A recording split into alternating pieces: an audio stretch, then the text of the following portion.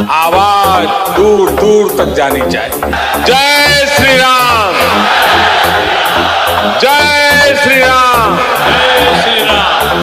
जय श्री राम सभी को। कैसे हैं आप सभी? उम्मीद है सभी अच्छे होंगे। तो गाइस, मैं जो है आज एक बहुत ही कमाल का साइंटिफिक वीडियो लेकर के आया हूं जिसका टाइटल है Muslims versus science, from science to anti science, psychological and historical analysis of Muslims.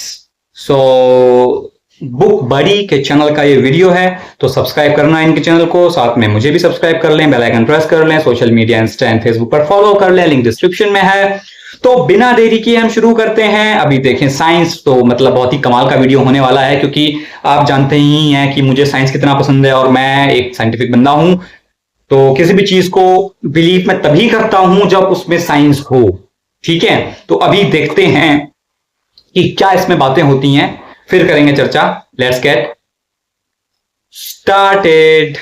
दोस्तों, इस वक्त दुनिया में तकरीबन 2 अरब मुसलमान हैं, 2 अरब जो दुनिया की आबादी का कुल 23% बनते हैं। हाँ। ये बहुत बड़ा नंबर है, लेकिन इतने करोड़ों अरबों में तादाद होने के बावजूद साइंस और टेक्नोलॉजी में, मैथमेटिक्स में, लिटरेचर में, रिसर्च एंड डेवलपमेंट में शायद सबसे पीछे मुसलमान ही हैं। हाँ। ये मेरी सिर्फ ऑब्जर्वेशन या इरैशनल किस्म का दावा नहीं है दोस्तों, सच है, बल्कि इसका एक लिटमस टेस्ट है जो मैं आपको दे देता हूं। नोबेल प्राइज दुनिया का सबसे नामी ग्रामी और प्रेस्टिजियस अवार्ड है, जो दुनिया के टॉप नॉच साइंटिस्ट को दिया जाता है in the fields of physics, chemistry, medicine and economics. इस अवार्ड की पिछली 123 साल हिस्ट्री में सैकड़ों साइंसदानों को यह प्राइज मिला है फॉर देयर रेवोल्यूशन। एक मुस्लिम साइंटिस्ट हुए हैं, हमारे भारत में ही हुए हैं, वो भी एपीजे अब्दुल कलाम। इससे क्या ताल्लुक है, इस बात को समझने के लिए मैं आपके सामने कुछ स्टैट्स प्रेजेंट करता हूं। अगर हम फिजिक्स, केमिस्ट्री, मेडिसिन और इकोनॉमिक्स उठा लें तो पिछले 123 सालों में इन चारों को जमा करके कुल 492 साइंसदानों को यह प्राइज मिला है। कभी कभार ऐसा होता है कि कुछ साइंटिस्ट को यह प्राइज 2 दफा भी मिल जाता है, जैसे कि इन द केस ऑफ मारी क्यूरी। उन्हें 1903 में फिजिक्स का और 1911 में केमिस्ट्री का नोबेल प्राइज मिला। इसी तरह कुल 4 ऐसे साइंसदान हैं जिनको यह अवार्ड 2 दफा मिल चुका है। लिहाजा ये 492 का नंबर हो गया 488, यानी कि 488। अब मुसलमान चूंकि दुनिया की आबादी का 23% है, लिहाजा इस प्राइज के अंदर उनका शेयर भी 23% होना चाहिए। होगा नहीं। 488 में से 112 मुस्लिम साइंसदान तो ऐसे होने चाहिए थे जिनको नोबेल प्राइज मिलता है। कितने? जरा गेस करें कि ये नंबर क्या होगा। 112 नहीं तो 100, 100 नहीं तो 90, 90 नहीं तो 80, ओ भाई बस 60, 50 लोगों को तो ये मिलना ही चाहिए। हाँ? 40, ओ नहीं, 20, 15, ओ ना यार, 10, 5। अबे यार क्या है भाई? आपके ये बात सुन के होश उड़ जाएंगे कि नोबेल प्राइज की 123 साल हिस्ट्री में सिर्फ 3 ऐसे मुसलमान साइंसदान हैं जिनको ये प्राइज मिला है। इन 3 में से एक हैं डॉक्टर सलाम, जो पाकिस्तान के कॉन्स्टिट्यूशन के हिसाब से एक नॉन मुस्लिम है। लिहाजा मैंने कहा भी था पिछले वीडियोस में, कहीं आप बिलीव नहीं करते थे। इंटरेस्टिंगली, अब्दुल सलाम, अहमद जिवेल और अजीज संकार, इन तीनों में से किसी एक ने भी अपने मुल्क, जो कि एक मुस्लिम कंट्री है, वहां पर रहकर अपनी रिसर्च का काम नहीं किया, क्योंकि मुस्लिम कंट्रीज में रिलीजन फर्स्ट होता है, तो वहां पे साइंटिफिक चीजें होती नहीं है। फिर इन्होंने अपना पाथ ब्रेकिंग काम सरअंजाम दिया। इन सारे स्टैटिस्टिक्स से $1 मिलियन सवाल ये बनता है कि why Muslims have been left behind. मुसलमान इतने पीछे क्यों रह गए? क्योंकि वो मुसलमानों की जहनियत में मॉडर्न एजुकेशन लेते नहीं है, मदरसा एजुकेशन एंड जो साइंस और टेक्नोलॉजी में आगे हैं, इस लैंडस्केप के अंदर मुसलमान कहीं भी मौजूद नजर नहीं आते। आज रिलीजन में घुसे रहते हैं ना, वो दिक्कत ये है। साइकोलॉजिकल एनालिसिस करूंगा मुस्लिम कम्युनिटी का, जिसके बाद आपको इस सवाल का जवाब मिल जाएगा। चूंकि मैं एक मुसलमान हूं और एक पढ़ा लिखा, मॉडर्न, एनलाइटेंड और प्रोग्रेसिव इंडिविजुअल हूं, लिहाजा मेरे लिए ये सोशल सर्जरी करना आसान होगा और रिलेटेबल होगा। लिहाजा आज मैं आपके सामने सच और सिर्फ सच बोलूंगा, जो शायद कुछ लोगों को पसंद ना आए, लेकिन नीचा ने कहा था ना कि if the truth kills them, let them die. Let's get started. वही होता है, मैं भी सच बोलता हूं तो बड़ा बुरा लगता है आपको। आलीशान इमारत है ना, जिसने पूरी मॉडर्न दुनिया का बोझ अपने मजबूत तरीन कंधों पर उठाया हुआ है, इस इमारत की बुनियाद एक ऐसे कॉन्सेप्ट पर खड़ी हुई है जो साइंसी सोच में सबसे अहम आइडिया है। इसे कहते हैं कॉज एंड इफेक्ट, यानी कि इल्लत और मालूल। इस दुनिया के हर फिनोमेना के पीछे, हर प्रोसेस के पीछे एक कॉज एंड इफेक्ट का रिलेशनशिप है। Fire causes burning. इसी तरह lightning causes thunder, wind causes waves, For sure. And gravity causes things to fall. ये कायनात खड़ी हुई है फिजिकल लॉस पर, जो हर कीमत पर वैसे ही काम करते हैं जैसे उन्हें करना होता है। लिहाजा अगर आपने इस कायनात के राजों पर से पर्दा उठाना है तो आपको रिसर्च के जरिए कॉज एंड इफेक्ट का पता लगाना होता है। और इस कॉज एंड इफेक्ट के प्रोसेस को मालूम करने के लिए आपको साइंटिफिक अप्रोच और माइंडसेट की जरूरत होती है। तभी मैं कहता हूँ ना, साइंटिफिक चीजों पर जिसमें बिलीव आप करता हूँ मैं हर बस। बात पर, हर स्टेप पर सवाल उठाते हैं और इस सवाल दर सवाल के इसीलिए जरिए बिल आखिर अपनी मंजिल तक मैं किसी पहुंच मजहब जाते पर हैं। बिलीव नहीं करता, मुस्लिम मुआशरों में ये जो cause सिवाय and धर्म effect के, समझने का जो जुनून सनातन धर्म है, ये क्योंकि उसमें सिर्फ साइंस है। मौजूद ही नहीं है। हम लोग हर काम अल्लाह के जिम्मे ठहराकर फारिग हो जाते हैं। अल्लाह के काम हाँ, अल्लाह ही जाने। मुसलमान से अगर आप पूछें कि ये दुनिया किसने बनाई तो वो आपको जवाब देगा अल्लाह ने। जब आप उससे पूछेंगे कि कैसे बनाई तो वो कहेगा अल्लाह तो कहता है कुन और फयाकून हो जाता है। मुसलमान होने का मतलब फयाकून का ये मीनिंग नहीं कि बताओ आप ना। सब काम अल्लाह के हवाले करके इंशाल्लाह माशाल्लाह कहते रहें और आपके सारे जब काम हो जाएं। कहीं The पे world doesn't work this way। कुछ कुरान भी शरीफ बार-बार अपने नहीं पढ़ने था। वाले को कहता है कि तहकीक करो, रिसर्च करो, चीजों के बारे में खोज लगाओ। ये बात मैं आपको कुरान हकीम की इन आयात से साबित कर देता हूँ।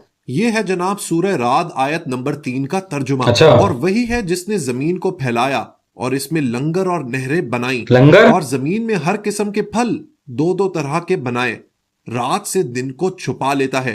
बेशक इसमें निशानियां हैं ध्यान करने वालों के लिए। इसी तरह सूरह जासिया की आयत नंबर 13 का तर्जुमा देख लेते हैं। और तुम्हारे लिए काम में लगाए जो कुछ आसमानों में है और जो कुछ जमीन में अपने हुक्म से, बेशक इसमें निशानियां हैं सोचने वालों के लिए। इसी तरह सूरह रोम आयत नंबर 22, और इसकी निशानियों से है आसमानों और जमीन की पैदाइश और तुम्हारी जबानों और रंगतों का इख्तिलाफ, बेशक इसमें निशानियां हैं जानने वालों के लिए। इस्लाम और कुरान का असल फलसफा ये कहता है कि इंसान इस दुनिया की क्रिएशन में, इस दुनिया की तख्लीक में एक एक्टिव पार्टिसिपेंट है। हाँ, यानी कि इंसान खुद भी एक खालिक है वही तो। और उसका इस दुनिया की तख्लीक में एक बहुत ही अहम रोल आप है। बहुत ही अपने आप को गिरा हुआ समझते हैं। आप बोलते हैं अल्लाह ग्रेट है, उसके बाद हम तो कुछ भी नहीं है। दिमाग का, अकल का, रैशनैलिटी का हाँ। इस्तेमाल करना एक बेकार चीज लगता है। मुस्लिम मुआशरों में जो क्लर्जी हैं यानी कि मौलवी, वो अक्सर औकात आपको इस तरह की बातें कहते हुए मिलेंगे कि अकल ईमान की दुश्मन है, ईमान के मामले में किसी भी तरह के सवाल की कोई गुंजाइश नहीं। आज से 2 साल पहले दोस्तों मैं जॉर्डन गया और वहां पे मैंने डेड सी को एक्सप्लोर किया। It was the most stunning experience. दुनिया में कोई ऐसी जगह नहीं जहां इंसान पानी में तैर इस सके। तरीके से फ्लोट करे। बना लो आराम से, लोग थे उनमें से सॉल्ट डालते रहो, NaCl की क्वांटिटी बढ़ा दो, भाई ये अल्लाह के घर पे बना लो। ये नहीं, अल्लाह के काम है, सुभान अल्लाह, माशाल्लाह। और कुछ लोग इस जगह को हजरत लूत NaCl का कंटेंट बढ़ जाएगा तो ऐसा हो जाएगा। मेरा इस बात पर बिल्कुल एतराज नहीं। आप सुभान अल्लाह भी कहें, माशाल्लाह भी कहें, आप हजरत लूत अलैहिस्सलाम के वाक़े से भी इस जगह को जोड़ें। हाँ। इस बात में कोई प्रॉब्लम नहीं है, इस पर यकीन रखें, ईमान रखें। लेकिन इस बात पर भी यकीन रखें कि डेड सी में इंसान डूबता इसलिए नहीं है क्योंकि इसके पीछे भी साइंस का कॉज एंड इफेक्ट रिलेशनशिप है। इंसान इसमें क्यों तैरता रहता है, इसके पीछे कोई जादू टोना नहीं है और ना ही कोई मौजज़ा है। डेड सी दोस्तों हमारी इस दुनिया का सबसे लोएस्ट पॉइंट है, जो सतह समंदर से 430 मीटर नीचे है। टेक्निकली डेड सी एक लेक है जिसमें सॉल्ट कंटेंट यानी नमक की मिकदार इतनी ज्यादा है कि वो पानी को बहुत ज्यादा डेंस कर देती है। पानी की डेंसिटी बढ़ने से पानी के अंदर एक बड़ी ही स्ट्रॉन्ग बॉयंट फोर्स आ जाती है जो किसी भी ऑब्जेक्ट को ऊपर धकेलती है। यही वजह है कि हर चीज घर पे बना सकते हो आप, एक टब में, बड़ा सा टब ले लो। में वाटर का इनफ्लो कम है और इवेपोरेशन का रेट ज्यादा है, जिसकी वजह से उसके अंदर मिनरल कंटेंट बहुत ज्यादा बन जाता है और सॉल्ट एक्यूमुलेट होता रहता है, जमा होता रहता है, which leads to this floating phenomena. लिहाजा नेचर के इस फिनोमेना के पीछे भी एक कॉज एंड इफेक्ट रिलेशनशिप है। दो समंदर आपस में नहीं मिलते, इसके पीछे कोई मौजज़ा नहीं बल्कि साइंस है। जमीन गोल घूमती है और सूरज के गिर्द चक्कर लगाती है, इसके पीछे मौजज़ा नहीं बल्कि साइंस है। जमीन पर रात के वक्त हमें चांद सितारे चमकते हुए नजर आते हैं, इन चांद सितारों में कोई परियां भूत प्रेत नहीं, बल्कि इनकी रोशनी के पीछे भी साइंस है। जमीन पर जलजले हमारे अमाल की वजह से नहीं आते, बल्कि इसके पीछे भी अर्थ के स्ट्रक्चर की साइंस है। लिहाजा आप दुनिया की कोई भी चीज उठा लें, कोई भी प्रोसेस उठा लें, उसके पीछे कोई ना कोई मैथमेटिकल इक्वेशन, कोई फिजिकल लॉ, वही बताता हूं मैं आपको, वैदिक इक्वेशंस ले लिया आप, हमारे में सब है। हमारे जो थॉट लीडर्स रहे हैं, बदकिस्मती से वो इंटेलेक्चुअली इतने बैंकरप्ट थे कि कभी भी उन्होंने कोई बड़ी सोच की, कोई बड़े विजन की, कोई इल्म की, कोई साइंस और टेक्नोलॉजी की बात। बहुत अच्छी बात कर रहे हैं भाई ये। मौलाना मौदूदी थोड़ा बुरा लगेगा लेकिन के फाउंडर है, उन्हीं की मिसाल ले लें। अपने एक लेक्चर में उन्होंने कुछ ये कहा, जदीद तालीम और रस्म रिवाज की नौयत पर गौर करने से फौरन पता चलता है कि इनका इस्लामी तालीम और रस्म रिवाज से कोई ताल्लुक नहीं। आप नौजवानों को फलसफा पढ़ाते हैं जो अल्लाह के बगैर कायनात की वजाहत करना चाहता है। आप इन्हें साइंस सिखाते हैं जो अक्ल से खाली और हवास के गुलाम है। आप इन्हें मुआशियात, कानून और समाजियात सिखाते हैं जो इस्लामी तालीमात से बिल्कुल अलग हैं। मौलाना मौदूदी की इस सोच से इंस्पायर होकर institute for policy studies Islamabad ने एक नया टास्क शुरू किया। वो था इस्लामाइज साइंस बुक्स को पब्लिश करने का। इन किताबों को छापने के लिए और लिखने के लिए उन्होंने कुछ ये रिकमेंडेशंस दी। कोई भी साइंटिफिक फिनोमेना का जिक्र अल्लाह की बड़ाई बताए बगैर नहीं लिखा जाएगा। मसलन क्लास 3 की साइंस बुक में यह लिखने की बजाय कि what will happen if an animal does not take food, ये लिखा जाए कि what will happen if Allah does not give animal food. IPS ने यह रिकमेंड किया कि effect must not be related to a physical cause, क्योंकि ऐसा करने से लोग एथिज्म की तरफ चले जाएंगे, मुल्हिद हो जाएंगे।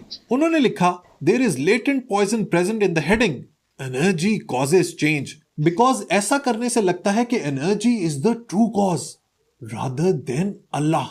इसी तरह आईपीएस की एक और अम्यूजिंग रिकमेंडेशन ये थी कि साइंटिफिक लॉज को साइंसदानों के नाम से मंसूब नहीं किया जाना चाहिए, जैसे कि न्यूटन्स लॉ या बॉयल्स लॉ, क्योंकि ऐसा करने से यह गुमान होता है कि ये लॉज इन साइंसदानों ने दरियाफ्त नहीं बल्कि क्रिएट की हैं, जो शिर्क के बराबर है। लेकिन दोस्तों भगवान एक ऐसा वक्त भी था when Muslims were at the top of their game.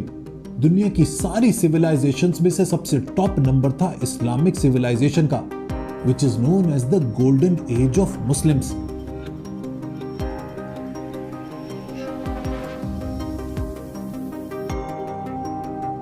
हाँ तो गाइस ये था वीडियो, कैसा लगा आपको कमेंट सेक्शन में बताना। तो मैं ये कहता ही हूं क्योंकि आप जानते होंगे कि अगर आप रिलीजन करते रहेंगे तो साइंस से आप बिल्कुल अलग थलग हो जाएंगे, पूरी दुनियादारी से, जियोपॉलिटिक्स से और हर चीज से अलग हो जाएंगे आप। क्योंकि रिलीजन एक आपका पर्सनल फेथ है, बट आपको प्रैक्टिकली चीजों को देखना होता है। आप हर जगह रिलीजन को नहीं ला सकते। हम देखते हैं कि इस्लाम में आपके ये है कि आप हर जगह रिलीजन को ले आते हैं, चाहे वो स्पोर्ट्स हो रहा हो वहां पे भी रिलीजन आ जाता है। इसके जो है कि अगर कोई टीम जीतती है, पाकिस्तान की जीत इस्लाम की जीत हो जाती है। फिर हम बोलते हैं कि अगर पाकिस्तान हार गया तो क्या इस्लाम की हार हो गई? तो मतलब हर चीज में इस्लाम कैसे आ जाता है? अगर मैंने अच्छा खेला, मैं जीत गया, तो मैं क्या उसमें अगर ये बोलूंगा कि ये सनातन धर्म की जीत है, सनातन धर्म ने जिता दिया मुझे? तो हर चीज में रिलीजन पता नहीं क्यों आ जाता है। और आप हर चीज में बोलते रहते हैं इंशाल्लाह मैं ये करूंगा, इंशाल्लाह ऐसा होगा। इस तरीके से अगर हम बोले तो हम तो ऐसे बोलेंगे, हाँ आज मैं वीडियो बना रहा हूँ, जय श्री राम, कैसा लग रहा है आपको वीडियो? जय श्री राम। और आप किस वीडियो पर रिएक्शन चाहते हैं, जय श्री राम बताइएगा मुझे। आप मिलते हैं फिर नेक्स्ट वीडियो में, जय श्री राम। तो इस तरीके से फिर हर चीज में रिलीजन अगर आप डालेंगे तो ये चीज आप में है, आप हर चीज में रिलीजन को ले आते हैं। रिलीजन आप अपने दिल तक रखें, बाकी प्रैक्टिकली रहा करें दुनिया में, तब जाकर के आप जो है कि साइंटिफिक हो पाएंगे। ठीक है, क्योंकि हमने देखा है इस्लाम और साइंस का दूर दूर तक लेना नहीं। इस्लाम अगर लेफ्ट है तो साइंस राइट है, साइंस जो कहता है इस्लाम उसका जस्ट उल्टा कहता है। तो ये चीज हम देखते हैं। और मैं तो मेरे को आप जानते ही होंगे, मैं बिल्कुल साइंटिफिक आदमी हूं भाई। मैं किसी भी चीज पर बिलीव ही नहीं करता जब तक वो साइंटिफिकली प्रूवन ना हो और साइंस को साथ लेकर ना चले। मैं बिलीव ही नहीं करता। साइंटिफिक होगी कोई दिक्कत नहीं, बिलीव करने की आवश्यकता ही नहीं है, फिर तो समझ ही आ जाएगी। ठीक है, बिलीव करने की आवश्यकता ही तब पड़ती है जब आप बोलते हैं कि नहीं नहीं नहीं नहीं, इसको वो तो सबसे हाईएस्ट पावर है, उसको मानो, तब मामला खराब होता है। ठीक है, तो ऐसा हमारे वैदिक स्क्रिप्चर्स में कहीं नहीं है। हमारे वैदिक स्क्रिप्चर्स में आपको सारा साइंटिफिक मिलेगा, है ना। अगर मैं आपको बताऊं तो ये पूरा साइंटिफिक एक लेक्चर हो जाएगा। ठीक है, आप जितनी बोलेंगे Schrödinger's wave equation, wave optics, ये सारा आपको हमारे वेदास में मिलेगा। तो ये चीजें हैं, आप ये देख सकते हैं, जैसे कि मैंने यहाँ पे ये लगाया हुआ है, आप ये देखें कि यहां पर बात हो रही है इलेक्ट्रिक बैटरी की। ठीक है, ये क्या है? ये वेद्स है हमारे, वेदास। तो ये यहां पर बात हो रही है इलेक्ट्रिकल बैटरीज की। तो इलेक्ट्रिकल बैटरीज जो हैं वो उसमें कॉपर यूज होता है और डिफरेंट डिफरेंट टाइप्स के जो है आप प्लेट्स यूज कर सकते हैं, ठीक है। आपने इलेक्ट्रोड कौन सा यूज करना है, कौन सा मटेरियल बेस्ट है, तो वो सारी चीजें आपको इस संस्कृत श्लोका में मिल रही हैं, ठीक है, जिसको आज हम इंग्लिश में इलेक्ट्रोड्स और ये सब बोलते हैं। तो ये चीजें हैं, इसलिए हम बिलीव करते हैं इन सब चीजों पर। तो साइंस में इसीलिए हिंदूज आप देखें आज बड़ी बड़ी कंपनियों के सीईओ हैं, क्योंकि उनके रूट्स साइंटिफिक हैं, ठीक है। हमारा सनातन धर्म ही साइंटिफिक है बहुत, ठीक है। तो इसलिए आपका कहना है कुरान बहुत हमारी इल्मी जो है उसका साइंस से लेना देना नहीं है। अरे भाई, जब साइंस से लेना देना नहीं है तो फिर मैं उस पर बिलीव ही क्यों करूंगा? जो किताब साइंस से जिसका लेना देना नहीं होगा वो तो फिर मेरे लिए यूजलेस है ना भाई। मेरे लिए सनातन धर्म भी कोई काम का नहीं होता अगर ये साइंटिफिक ना होता, पर क्योंकि ये साइंटिफिक है इसलिए बिलीव करना बनता है, फिर क्या करें, साइंटिफिक है तो है। तो ये चीजें थी। और कैसे लगी वीडियो बताना कमेंट सेक्शन में। मिलते हैं नेक्स्ट वीडियो में, तब तक के लिए जय श्री राम।